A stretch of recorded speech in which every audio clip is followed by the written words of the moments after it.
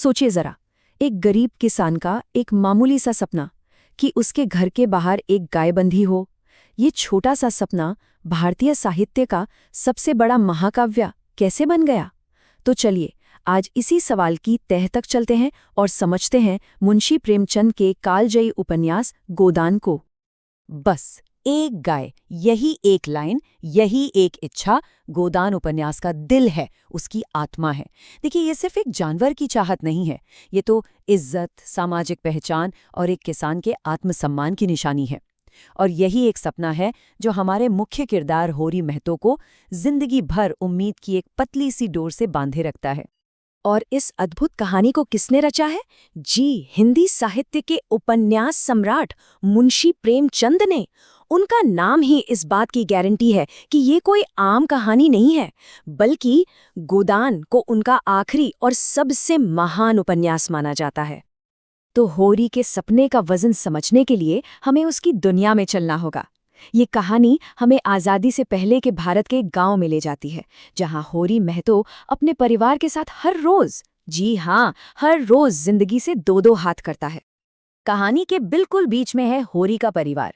सबसे पहले है खुद होरी, एक आदर्शवादी किसान जो हर मुश्किल में भी अपनी इंसानियत बचाए रखना चाहता है। फिर है उसकी पत्नी धनिया, जो मजबूत है और होरी के सपनों को हकीकत की जमीन पर रखती है। और फिर है उनका बेटा गोबर, जो इस पूरे सिस्टम के खिलाफ बगावत करना चाहता है। इंटरेस्टिंग बात यह है कि इन तीनों के जरिए हमें एक ही मुश्किल से लड़ने के तीन बिल्कुल अलग-अलग रास्ते देखने को मिलते हैं। अच्छा, अब इस उपन्यास के नाम का मतलब समझना बहुत जरूरी है। गोदान का मतलब होता है गाय का दान।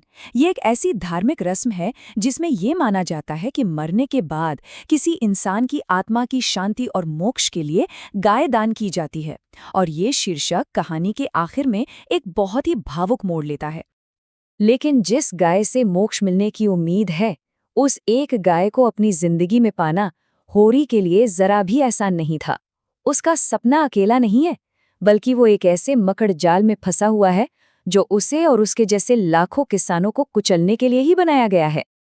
और कौन सी ताकतें हैं होरी के खिलाफ? एक तरफ जमींदार का जुल्म, दूसरी तरफ महाजन का कभी न खत्म होने वाला कर्ज, फिर समाज के कठोर जाति नियम और ऊपर से हर तरफ फैला हुआ पाखंड।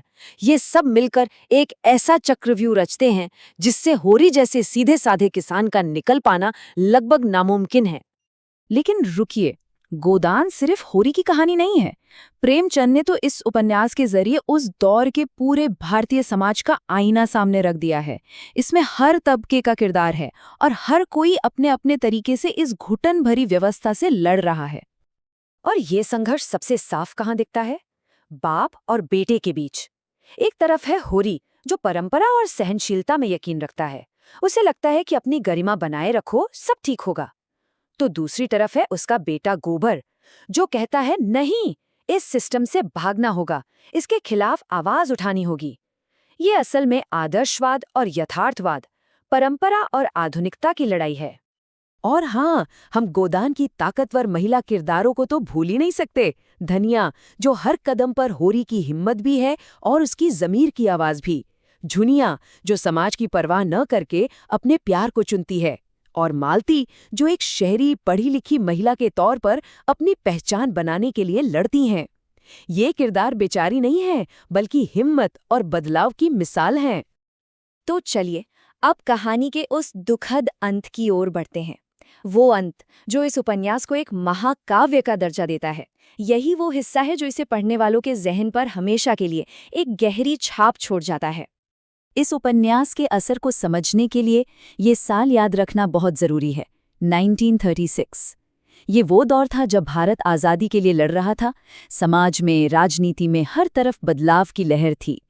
तो ये उपन्यास सिर्फ एक कल्पना नहीं था, ये उस वक्त की कड़वी हकीकत का, किसानों की अनकही पीड़ा का एक जिंदा दस्तावेज था। और अंत में होरी मर जाता है। उसकी जिंदगी भर का सपना, एक गाय पालने का, वो छोटा सा सपना अधूरा रह जाता है। और सबसे बड़ी विडंबना, सबसे दुखद बात यह है कि मरते वक्त उसके परिवार के पास उसकी आत्मा की शांति के लिए गोदान करवाने तक के पैसे नहीं होते।